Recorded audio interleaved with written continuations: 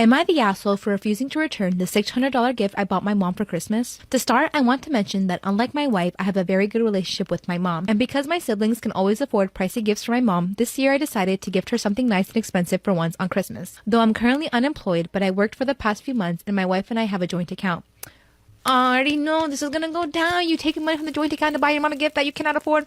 Okay, the problem began when my wife found out that I purchased a $600 necklace for my mom to gift her on Christmas using our joint account. She went off on me saying I should have told her and I shouldn't have taken the money from our joint account that she uses to pay the bills and rent, especially now that we're struggling.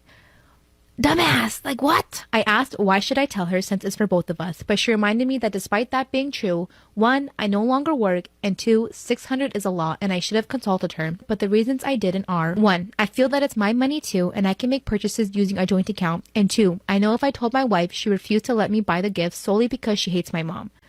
She yelled at me saying that it is her hard-earned money I threw away and needed to return the necklace, but I refused because mom already knows about it. She responded that this is no longer our joint account since I no longer earn money and that if I want to give mom expensive items, then need to earn money myself. She insisted I return it, but I said no and it escalated to me calling her bitter and controlling after she pointed out I never got her anything in this price range. She's insisting I return it and at least get a cheaper one, but I'm done being the one with the least expensive/valuable gifts to gift in the family. She's making this her hill to die on. So, am I the asshole? Yes, you dumb piece of shit. What is wrong with you? This looks like he has a problem with himself because everyone else can afford getting their mom nice gifts and he feels like he's at the bottom of the totem pole because he can't do that.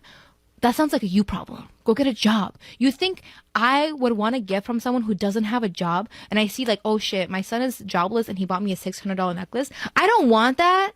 Story time about how I ghosted my boyfriend of 5 years. I know that sounds so bad, but he was a thief, a liar, and a cheater. Disclaimer, this is not my story time. It was sent to me on Instagram. Like I said, my boyfriend and I have been together for 5 years. We met in college and were basically inseparable for the first 2 years. On our 3rd year of dating, I started working as a personal assistant for a big celebrity in LA. This meant I had to move to LA. You see, we lived in Texas at the time. Well, things got really bad after I moved. He wouldn't take my phone calls, he would totally ignore my text messages, and he would go out all the time. For the first few months, I tried to keep the peace so I wouldn't say anything. But eventually it got to the point where we wouldn't speak for an entire week. Luckily, my best friend still lived in Texas, so I had her follow him around for 2 days. And you'll never guess what she found. Shout out to my bestie. She showed up to his apartment early in the morning and waited for him to go to work, which he did. When he was done with work, she went back to his job to follow him back home. This is when she told me that he actually went to some girl's house. He didn't end up going home at all that day. This man actually spent the night at some girl's house. The whole time I was trying to call him and text him and he did not take my phone calls. My best friend even took pictures of his car in this girl's driveway. Since I had this girl's address, I looked her up on the internet. I even found out her phone number because I paid some service online. And of course, I found her Instagram account. She had been posting on her story about hanging out with some guy. But the thing is, she didn't show the guy's face. She only showed his hand. Guess what? I recognize his hand in the picture because it has a tattoo on his pinky. So of course, I took screenshots. Later that day, my best friend followed him to a bar. At this bar, he met up with another girl. Unfortunately, I didn't have any information about this girl. I just knew that she drove a green car. My best friend followed him again the following day. He went to the beach, ran some errands, and then met up with another girl. Yes, we have 3 girls in 2 days. This girl was different because this girl was a friend of mine when I lived in Texas. And I knew she always had a crush on him, but she could never admit it. They went out to dinner and then back to her place. And again, my best friend sent me pictures of everything, so I had all the receipts. Side note, I think of my best friend spying on him and it makes me laugh. I hope you can all say you have best friends that are like that. So here's what I did. I got on the first flight back to Texas and did not tell my boyfriend that I was showing up at his apartment the following day. But guess what I find in his bed? Part 2 is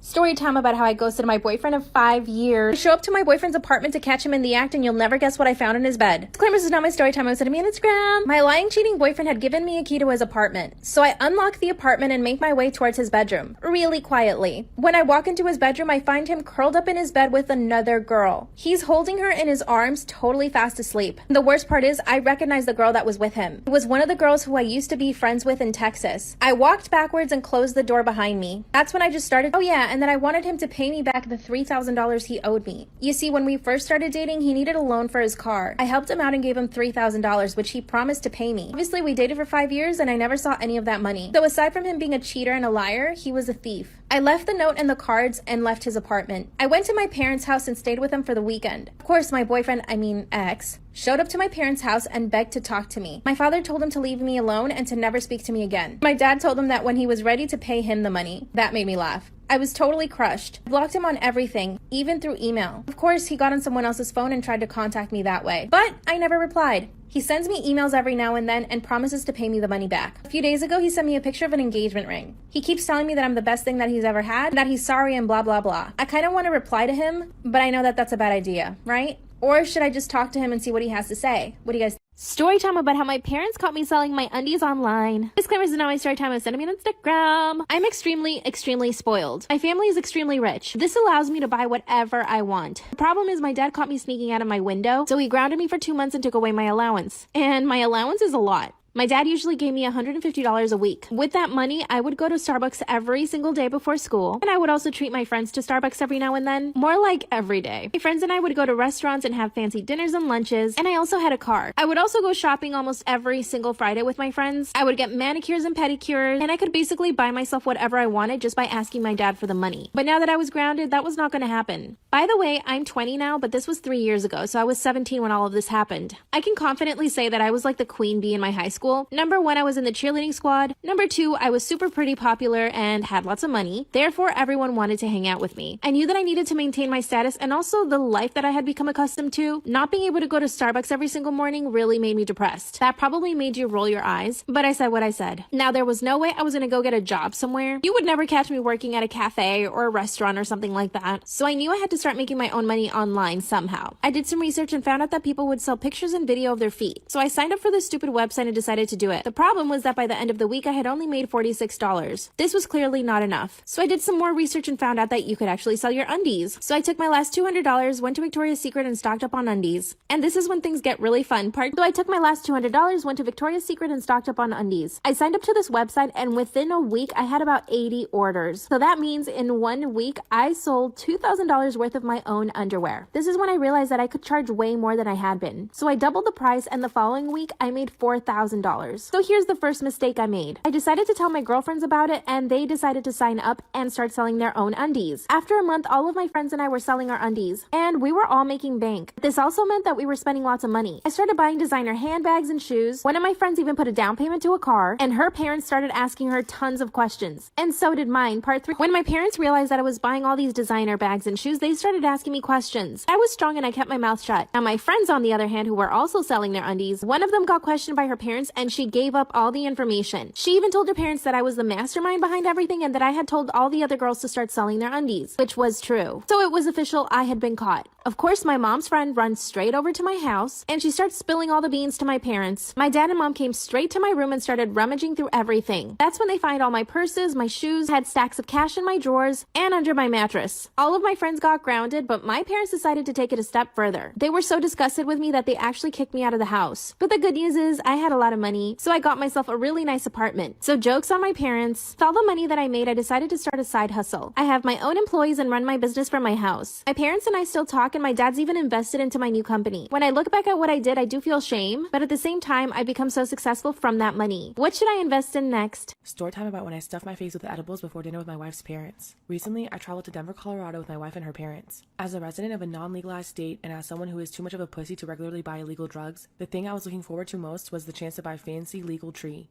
What could possibly go wrong? So the first thing I do upon arriving, after successfully ditching the in-laws, is drag my wife to a nearby dispensary for a shopping spree. And oh my god, it was just like in my dreams. Tons of different options in neat little sample jars and a team of helpful stoners walking me through the various strains. Are you looking for a mellow body high? Or do you want something that gives you a bit more pep and energy? Or are you just hoping for something light to take the stress off? Yes, yes, and yes, I replied eagerly, like a fat kid in a candy store, and request an 1/8 ounce of about 7 different options. In hindsight, if I learned anything from this experience, it is that my math and science teachers never taught me basic information, like what's an ounce, or how much tree can a person consume in a single weekend. Sure, I can tell you when 2 speeding trains leaving separate stations will collide or recite Avogadro's number, but it turns out that none of that information is particularly relevant in getting high in a responsible and efficient manner. At this dispensary, I also learned that you can't actually smoke in public places, including the hotel that my wife and I were staying at. As a result, before leaving, I begged my wife to buy some edibles that I could munch on until we found a place to properly get lit. After expressing shock as to the absurd volume of drugs that we were buying, unlike me, she is the product of private school and understands the imperial measurement system. She relents, and we walk out of the store with what felt like a dump dump truck of weed, plus a small package of seemingly innocuous ginger snap cookies. When we finally get back to the hotel room, I tear those bad boys open, only to find about a dozen tiny cookies roughly the size of a quarter. What the F, Denver? Seeing the skepticism and hunger in my eyes, my wife warns me that I should go easy and look at the back of the package first before trying one.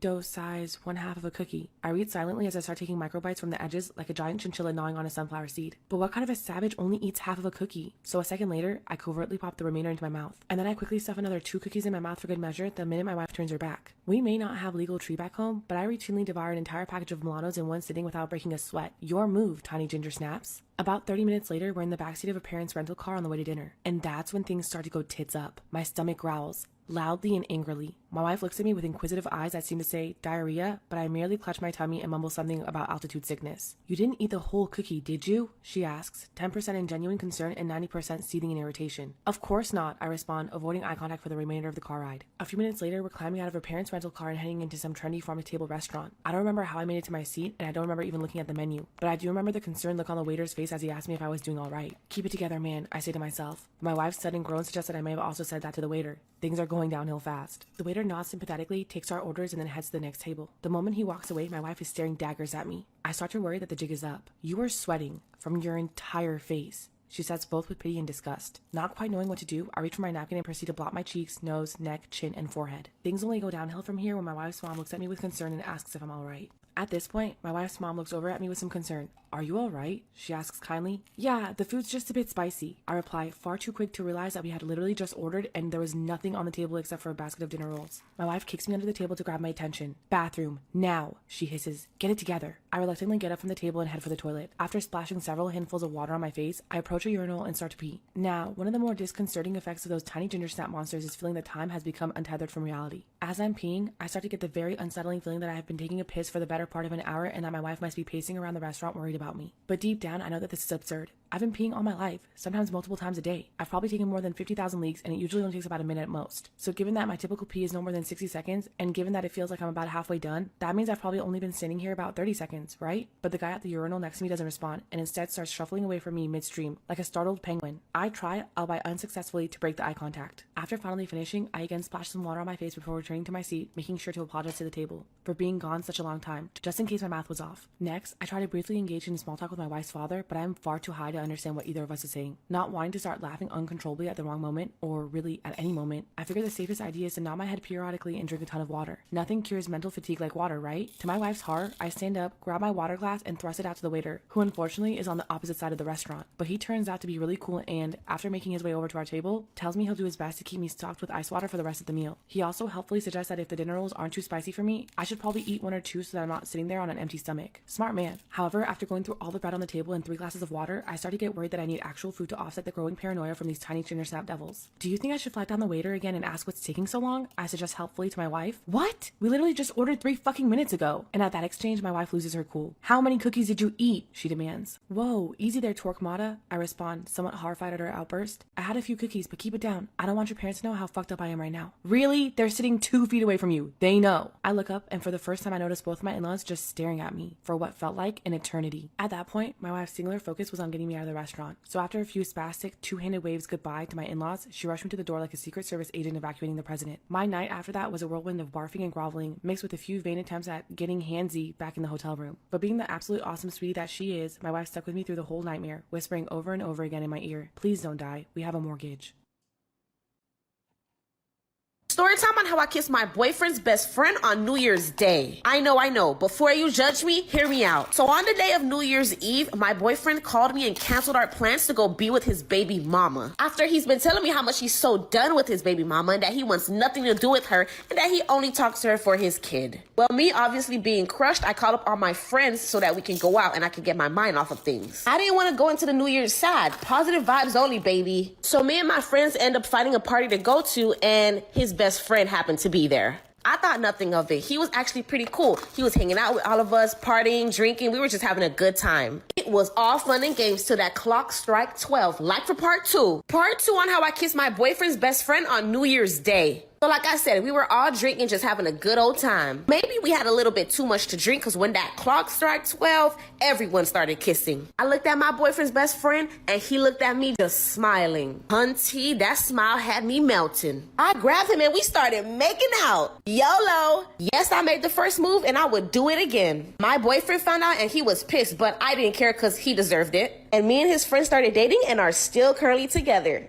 All right, you guys, so that was a quick story time for me to tell you Happy New Year's. Yes. Follow me on Instagram to tell me your stories or ask for any advice. Happy New Year. Let's make it awesome. Part 3 on how my boyfriend leaked my nudes to my entire school. So like I said, even though I didn't want to do it, I did it and sent him the picture. He told me how beautiful I was and how much he couldn't wait to see me tomorrow. Maybe I was wrong. Well, that wasn't the case because literally the next day, not even a week later, the next day, while I was walking to my classes, people would be staring, laughing, snickering. I immediately knew what happened and my friends came and confirmed it. I tried calling and texting him and he wouldn't respond. He was such an asshole. And if I seen him, he would act like he didn't know me. It became so big, my parents got involved. So grateful for my parents and how they had my back. They moved me to another school and pressed charges. He ended up getting in big trouble with the authorities. And all my pictures was taken down on his socials and anywhere they were. And now I'm in my new school with none of that drama. But if you take anything away from this, ladies, don't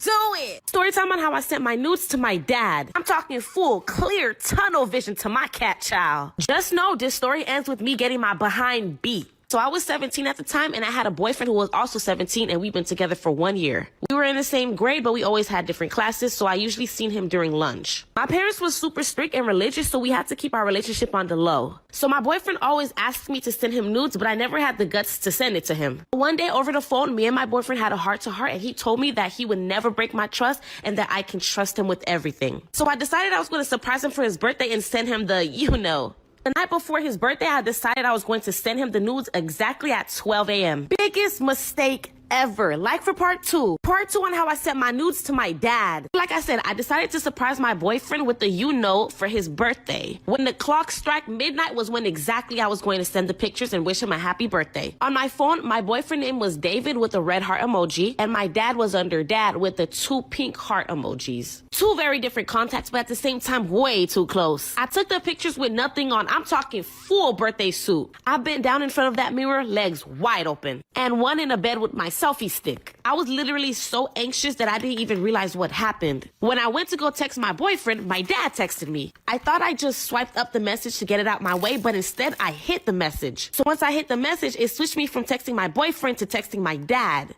If you have an iPhone, you know exactly what I mean. But anyways, I didn't realize that I was texting my dad, so I went and sent the nudes. Once I found out, I literally wanted to die. Like for part 3. Part 3 on how I sent my nudes to my dad. Like I said, I hit my dad's message by mistake and ended up sending the pictures to him. I still didn't realize I texted my dad, so I just threw my phone on the bed, anxiously waiting for my boyfriend's reply. 2.5 seconds later, my dad barges into the house and is literally screaming at the top of his lungs. I was actually confused until my dad said, "Why would you disrespect your body like that?" Once I realized everything, it was already too late. I got the beating of my lifetime and my phone was taken away, but only for like a week because of safety purposes. When I went to school, I explained everything to my boyfriend and he was so shocked. He did say he appreciated even the attempt. I eventually took nudes directly on my boyfriend's phone and we're still currently together. For the rest of my school year, I had to deal with even more strict parents. Watch who you text, guys. Story time on how my mom threw hot boiling water at my dad. Okay, so boom. My parents been together for 15 years at this point and I was only 14. My parents were only dating for a couple of months and then my mom got pregnant with me. So they ended up getting married soon after. The only problem with that is my mom never really got to know my real dad. He had anger issues, and I'm talking real anger issues, and he refused to go to therapy. Well, I'm sure you guys guessed it. My dad was putting his hands on my mom, and I mean beating her for dumb reasons. And every time I tried to stop it, my dad would literally turn around and beat me too. You would think he would stop for his daughter, but because he would beat me so bad, my mom always told me to stay out of it. Well, one day my mom was cooking and she was boiling some water. My dad came home and seen that she was cooking and got angry. He said that his food should be ready before he gets home. My mom just stayed quiet and he went to go hit her. But this day, my mom was tired of it. So something changed. Like for part 2. Part 2 on how my mom threw hot boiling water at my dad. So like I said, once my dad got home, he was super angry. He told my mom that his food should have been ready already, even though my mom was literally cooking it.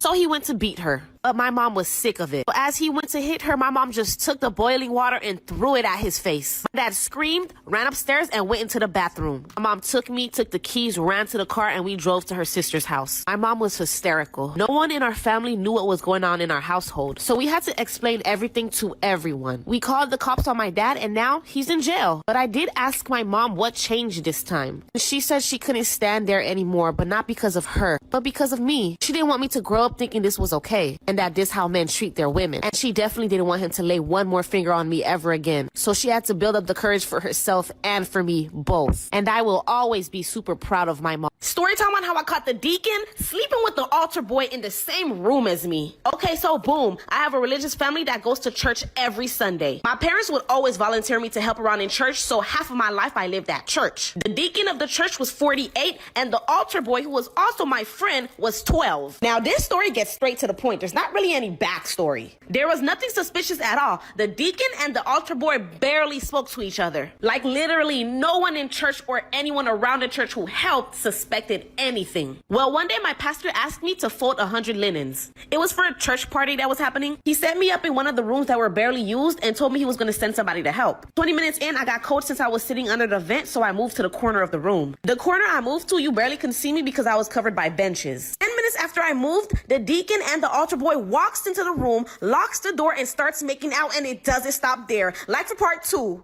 Part 2 on how I caught the deacon sleeping with the altar boy in the same room as me. So like I said, I was in a corner peacefully folding my linen until the deacon and the altar boy walks in. They didn't see me and they start making out. All of a sudden, pants are being taken off, booties are being grabbed, and people are being bent over. And if you're asking if they, yeah, they did. And I watched the whole thing in shock. By this point, I already dropped to the floor and I was just hiding. 10 minutes, yes, 10 minutes when they were finally done, they walked out. I told my parents as soon as I got home, and y'all wouldn't believe the response. They literally said that church was filled with powerful people and they didn't want to involve themselves in it, so they told me not to tell a soul. My parents took me left and we never looked back, never went back to that church again. So this is kind of like a deep, dark family secret, but hey, now you guys know.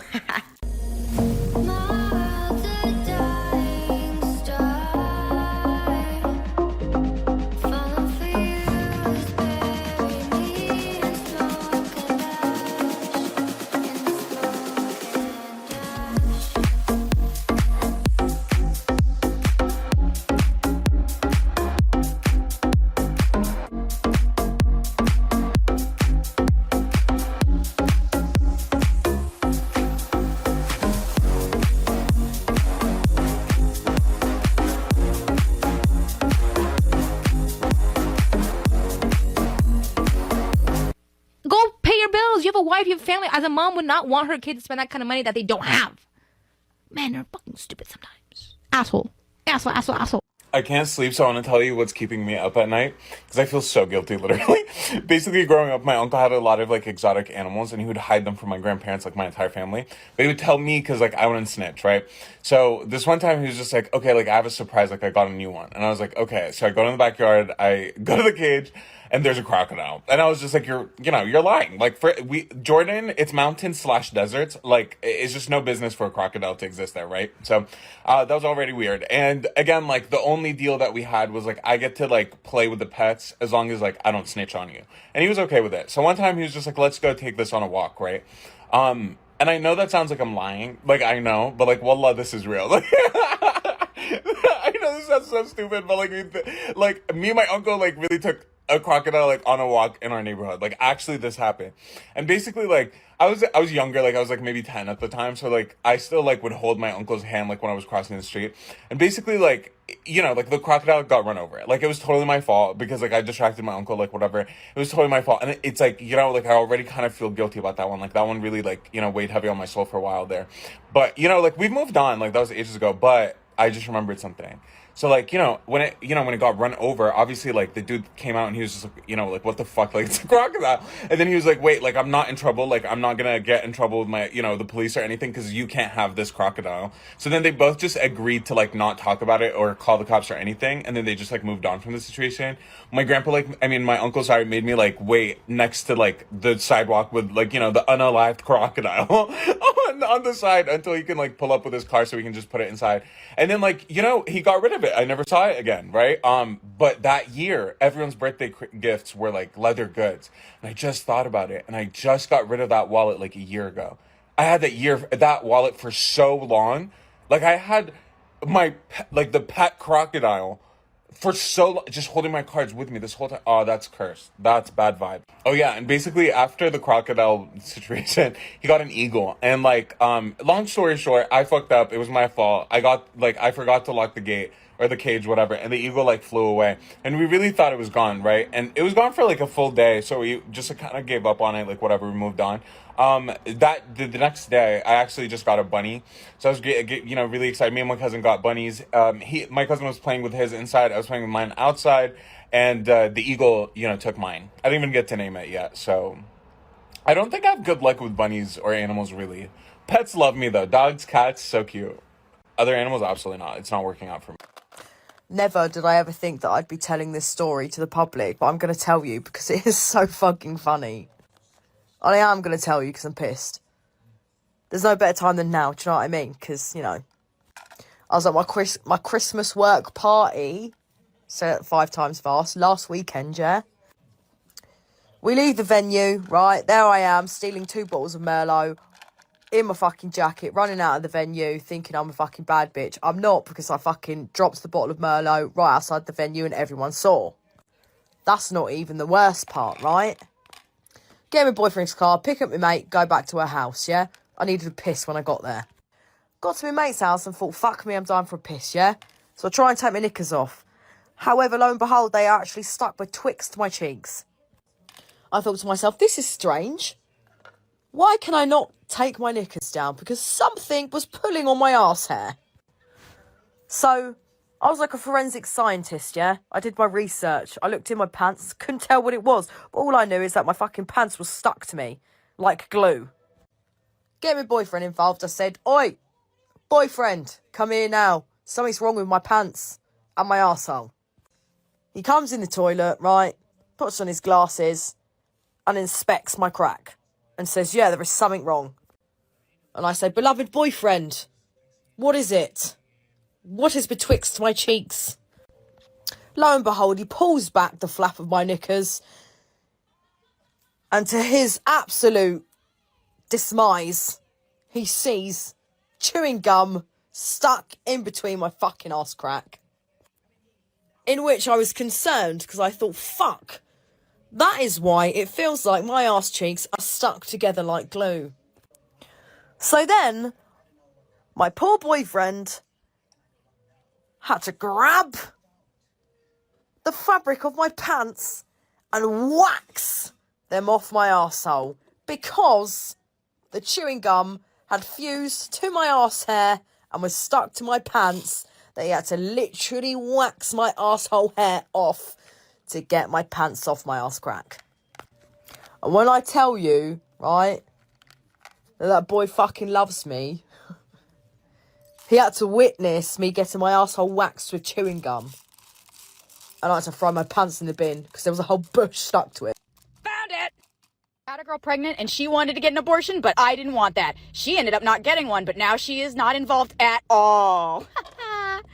We weren't in a serious relationship when she got pregnant. She has never met our son. Even after the birth, she had no desire to see him. We went to court to figure custody and support could be figured out, and I have 100% full legal and physical custody. Her name is on the birth certificate, but she has no custody and no right to visitation or to make things like medical or education decisions. She didn't want any of that. Every month, she pays 125% of the court-ordered child support. Jesus. She says that if I ever marry someone who wants to adopt him, she will agree, but until then, she'll pay support. That's been this way since our son was born. I'm raising our son all on my own. He's 18 months old now, and he has never met her, and I don't even have any photos of her even. I'm burned out and hate being a single parent.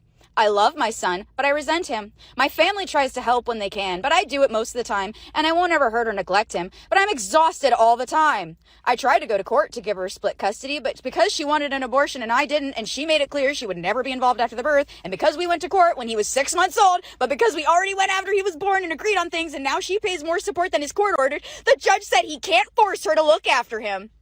I haven't seen her in almost a year, and the last I heard, she has a tummy tuck and laser stretch marks treatment and is working at a gym. Live your best life, girl. She also told her friends and family she is an egg donor and not a mother. Yes.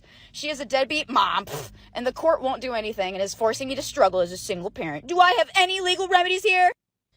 I'm sorry that you're not finding parenthood to be the fairy tale dreamland that you thought it would be, but it was your choice, and you have to live with it.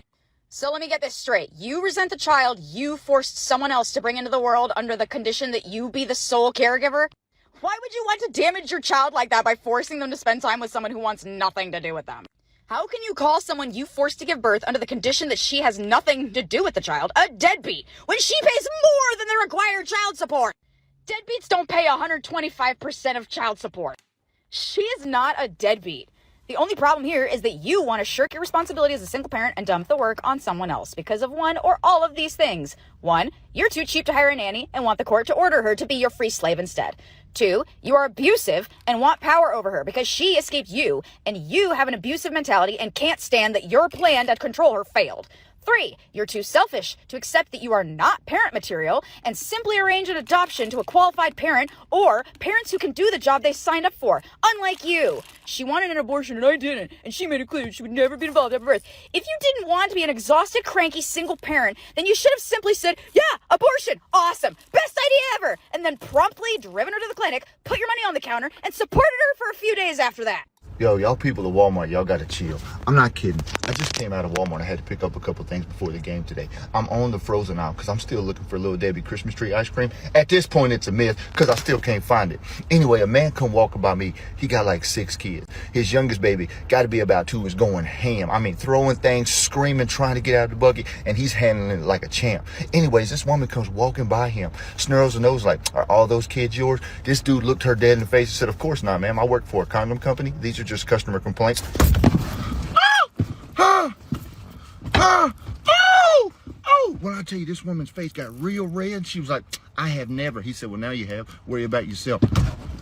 Oh, hey, buddy. My name's Kevin. We now friends because I like you. I like you, buddy. Worry about yourself, ma'am. Okay, spoiler alert, Sex and the City reboot. If you haven't seen it, keep scrolling. Or just never watch it and watch this instead. I could go on about this for 40 years, so I'm just gonna choose a few points, but by far the biggest disappointment is that this was initially a groundbreaking show about female empowerment. And Big, although we were rooting for him, was always the ultimate fuckboy, okay? So how come Big gets the best exit? He gets to live to redeem himself after 6 seasons of trash, then die in his glory on a Peloton. While Samantha, who served 6 seasons of fierce loyalty, doesn't get to die on top. Instead, her entire reputation, everything she stands for, gets reversed. She's so petty over a work argument she had with Carrie. That's what we're doing to her character after all that character did for us. And meanwhile, Big is like, you're shit, you're shit, you're shit, and then you're amazing, and you gotta die at your best. Well, Samantha doesn't get to die at her best. They should have killed her. Instead of, if anybody was gonna revert back to being a loser, wouldn't it be Big, who's reverted back to being a loser 8,000 times? Here's the biggest plot hole. We're supposed to believe that Samantha did not get on a plane to go to Big's funeral and instead just sent flowers. That's how mad she is that she's no longer Carrie's publicist. She won't even go to her husband's funeral.